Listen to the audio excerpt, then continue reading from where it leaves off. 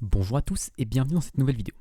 Avant de commencer cette vidéo, je voudrais vous rappeler que mon entreprise Quantic Telecom recrute un ou une développeuse Laravel. Donc si vous le souhaitez, vous pouvez aller dans recrutement, le lien sera dans la description. Si vous êtes sur Rouen, on peut être intéressé par votre candidature. Donc une fois ceci étant dit, vous devez peut-être le savoir, mais Laravel 9 est sorti la semaine dernière. Et du coup, c'est le grand moment de mettre à jour ces applications. Et quand on met à jour ces applications, on se rend compte que des fois, il y a des soucis sur nos dépendances. En fait, les dépendances, en PHP, on a tendance à les choisir assez rapidement. C'est pas quelque chose qu'on passe beaucoup de temps dessus. On se dit, bon, j'ai besoin de ça, je fais une recherche sur Google, et puis je récupère le truc, je fais un composer require, et puis hop, tout est installé. Mais il faut vraiment voir que le choix de nos dépendances, c'est quelque chose qui est critique dans nos applications. Avoir beaucoup de dépenses, ça peut vraiment nous freiner, ça peut nous poser des problèmes de maintenance, ça peut nous poser des problèmes de sécurité, ça peut nous prendre beaucoup de temps. Et donc du coup, le choix de nos dépendances, c'est quelque chose de vraiment très important. Donc je vais essayer ici dans cette vidéo de vous donner quelques astuces pour choisir vos dépendances. Donc la première chose à faire quand on choisit une dépendance, c'est déjà de regarder l'auteur de la dépendance. On va dire que ce n'est pas une solution pour savoir est-ce qu'une dépendance va être bonne ou mauvaise, mais ça va être une solution pour savoir si une dépendance sera sans doute très bonne. Par exemple, Spatie, on sait que c'est quelqu'un qui est très connu dans l'univers Laravel, ils font des très bons packages PHP, et donc quand vous avez une dépendance Spatie, vous pouvez y aller quasiment les yeux fermés sans faire les vérifications suivantes. Par contre, si vous avez une dépendance de quelqu'un qui est un peu inconnu, ça ne veut pas forcément dire que la dépendance est mauvaise. Vous pouvez peut-être un peu fouiller un petit peu plus. Alors qu'est-ce qu'on peut regarder d'autre dans nos dépendances pour se faire une idée de est-ce que la dépendance est bien maintenue, est-ce qu'elle va nous poser des problèmes plus tard ou pas. La première chose à regarder, c'est de regarder les commits et le dernier commit. C'est un indicateur qui vaut ce qu'il vaut, mais par exemple là on voit que le dernier commit date d'il y a 20 jours et donc potentiellement que la dépendance est toujours maintenue.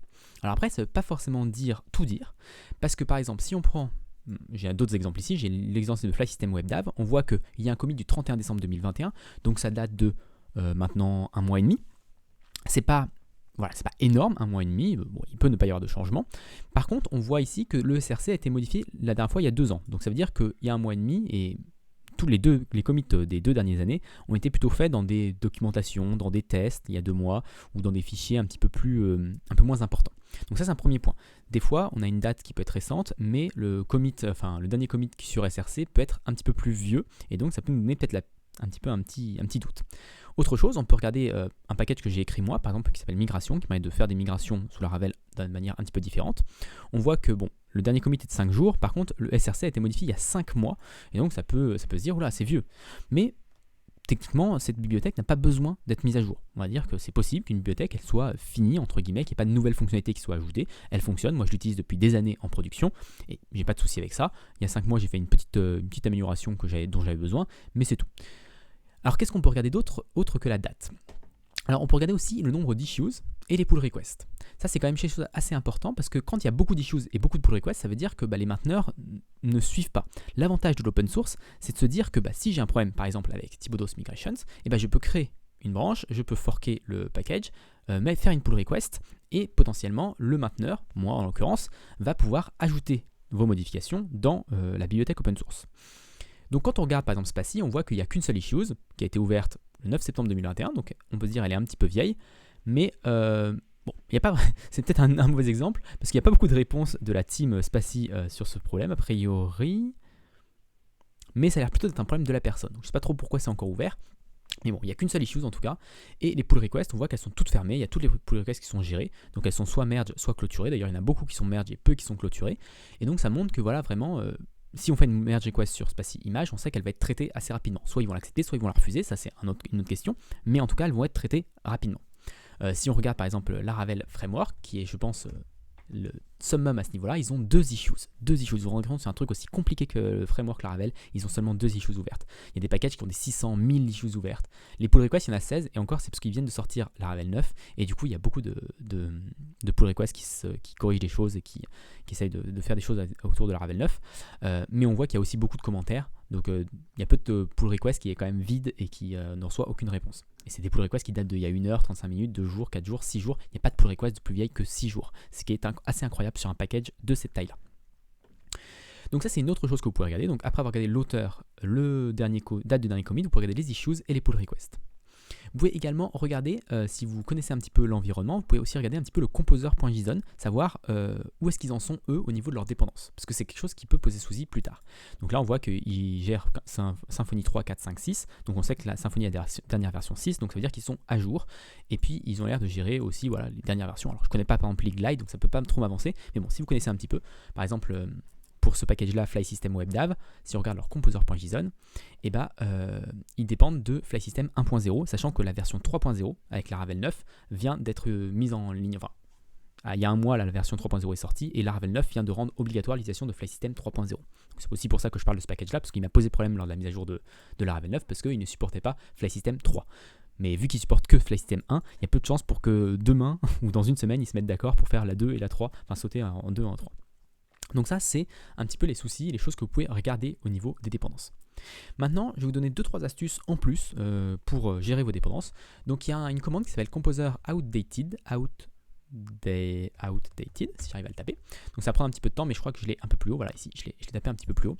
Donc il va vous donner, on va dire, toutes vos dépendances, même les dépendances récursives, c'est-à-dire que les dépendances des dépendances, et vous mettre quelles sont les dernières versions sorties, et si vous pouvez mettre à jour ou pas. Donc par exemple ici, la version elle est en rouge, ça veut dire que je peux mettre à jour directement. C'est une version mineure, donc je peux la mettre à jour. Par contre, ce qui est en jaune, c'est des versions... ça c'est des bug fixes, ça c'est des versions mineures. En jaune c'est les versions mineures, et donc les versions mineures je peux pas mettre à jour tout de suite. Et donc du coup, par exemple là je vois que PHP SecLib a une version 3 qui est sortie, et moi je suis que en version 2.0.36. Et donc là vous pouvez auditer un petit peu vos dépendances et regarder pourquoi j'ai besoin de ça. Parce que par exemple ça c'est pas une dépendance dont j'ai besoin moi personnellement. Donc je peux faire un composer y PHP SecLib, et on voit que j'utilise FlySystem SFTP qui require la version 2. Et ça c'est un autre truc que j'utilise, c'est pas très grave. Donc on voit que en gros le FlySystem SFTP require la version 2 et pas la version 3. Et donc voilà, ça pose souci, c'est sans doute ce package là qui me bloque du coup en version 2. Donc il faudrait que je mette à jour FlySystem SFTP ou que je fasse une merge request sur FlySystem SFTP pour qu'il passe à la version 3 de PHP SecLib.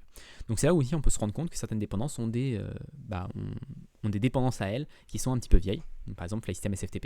Donc peut-être trouver une alternative ou autre chose. On peut regarder une autre, par exemple Smalo PDF Parser. Je crois que ça par contre c'est une dépense à moi directement. Donc voilà, on voit que je require directement moi la version 1. Donc ça veut dire que je peux juste aller dans mon composer.json et mettre à jour pour la version 2.0. Donc ça c'est une première astuce. La deuxième astuce que je voulais vous montrer, c'est par exemple j'utilisais ce package là, country list, qui permet de récupérer à partir d'un nom d'un pays, de récupérer son code ISO. Donc par exemple pour la France ça va être FR. Pour les États-Unis ça va être... je ne sais pas pour les États-Unis d'ailleurs. Pour l'Angleterre ça va être UK par exemple. Ou l'inversement, c'est-à-dire qu'à partir du UK récupérer England ou United Kingdom, je ne sais pas si lequel est retourné à ce niveau-là. Bref, ce package-là est assez pratique, et du coup, je vais utiliser ce package-là parce que j'ai besoin dans mon application de faire ce genre de calcul. Le problème de ce package-là, c'est que ils viennent de mettre à jour Laravel 9 Compatibilities, mais ils ont mis un petit peu quelques jours à le faire. Donc ça veut dire que c'est bien maintenu, c'est un package bien maintenu, parce qu'a priori, ils ont mis la mise à jour. La pull request, je sais pas quand est-ce qu'ils l'ont fait, parce que quand j'avais regardé moi, ils n'avaient pas encore supporté. Voilà, c'était il y a 1 heure, ils l'ont mergé il y a 1 heure. Donc on peut se dire, c'est pas mal. Par contre, j'ai passé un petit peu de temps en train de me dire, ah merde, ce package-là n'est pas disponible, comment je vais faire, etc. Ce qu'il faut se rendre compte, dans ce genre de package-là, c'est un package Laravel, du coup, parce qu'il dépend de Laravel, mais il utilise, lui, un package PHP, qui est Umpirksky Country List. Et en fait, ce package-là, Laravel, tout ce qu'il fait, c'est rajouter un service provider et puis rajouter une façade autour de ce package PHP qui est un package PHP qui ne dépend pas de Laravel. Et en fait, dès que vous avez un package PHP, souvent, le package Laravel est assez optionnel. On va dire qu'il va vous rajouter un tout petit peu de fonctionnalité pour un coût qui est assez important, c'est-à-dire qu'à chaque version de Laravel, à chaque fois qu'il va y avoir des modifications un petit peu importantes à ce niveau-là, vous allez avoir des soucis avec ce package-là. Alors que si c'est un package PHP pur, il y a beaucoup moins de dépendances. Si on regarde les dépendances de ce package-là, qui est le package qui est à l'origine, on regarde, il a juste PHP. Et ça, c'est des packages rêvés, c'est-à-dire qu'ils n'ont aucune autre dépendance, c'est-à-dire qu'ils sont assez simples et qu'on n'a pas besoin d'avoir de problèmes lorsqu'on fait des montées en version. Et quand on regarde surtout le code SRC ici, on voit que c'est un code assez simple. Je regarde Country List, vous voyez, il y a quoi ? Il y a 170 lignes, dont la majorité qui gère c'est pour gérer plusieurs langues, c'est-à-dire gérer l'anglais, le français, l'allemand, etc. Alors que moi, dans mon cas, j'ai juste besoin de l'anglais, j'ai juste besoin des noms anglais des pays. Et donc du coup, ce package-là, je l'ai juste réécrit. Alors je vais voir, hop, je vais vous ouvrir ça. J'ai pas ouvert mon truc, hop, et je vais ouvrir Countries, tac, voilà. Et donc voilà, je l'ai réécrit en 30 lignes. Donc voilà, j'ai remplacé cette dépendance, j'ai utilisé directement la dépendance de Umpersky et j'ai recopié un petit peu les trucs, mais en fait, globalement, j'ai une fonction qui permet de lire le fichier qui est dans la dépendance Umpersky, donc le fichier avec tous les pays. Et puis ensuite, j'ai deux fonctions, une qui permet de récupérer le code par rapport au nom et une qui permet de récupérer le nom par rapport au code. Et donc ça, c'est quelque chose qui est très simple. Je me suis même permis de créer un petit test ici pour vérifier que ça fonctionnait bien. Donc vérifier que quand je demande France, j'obtiens bien FR, quand je demande FR, j'obtiens bien France, que ça me retourne bien nul dans les cas où je passe quelque chose qui n'existe pas. Donc c'est un tout petit test. Donc c'est très très facile à faire. Et ça m'a pris, on va dire, peut-être 5 minutes, 10 minutes à écrire tout ça. Et en 10 minutes, je me suis séparé d'une dépendance qui m'a pris elle-même, juste lors de la version de Laravel 9, ça m'a pris déjà 5 minutes à vérifier que c'était dépendant ou pas, etc. Donc des fois, il vaut mieux réécrire une dépendance plutôt que d'utiliser, enfin, quand c'est une dépendance très simple, par exemple la dépendance ici, il y avait tout qui était déjà fait dans Umpersky Country List, et donc la partie Laravel de cette partie Laravel là était vraiment pas très utile, et j'ai pu la réécrire très facilement. Et ça c'est vraiment, pour la maintenabilité de vos applications sur le long terme, et c'est vraiment gagnant, gagnant, gagnant. Après, vous pouvez aussi le faire sur des packages beaucoup plus compliqués, mais là, il faut vraiment réfléchir le pour et le contre. C'est pas tout le temps rentable. Par exemple, pour Fly System WebDAV, j'en avais vraiment besoin. Je ne pouvais pas m'en passer. Et donc, du coup, là, j'ai été obligé, parce qu'ils ne supportent pas a priori, bon, ils ne font pas faire de mise à jour. J'ai été obligé de réécrire ce package-là, donc je l'ai réécrit. Parce que voilà, upgrade to Fly System V2, voilà, c'était pas prêt. Enfin, c'est un truc, ça date de août 2021 et ils sont même pas encore. Là-dessus, ils sont même pas encore sur Fly System 2, donc j'ai réécrit le package pour la version 3.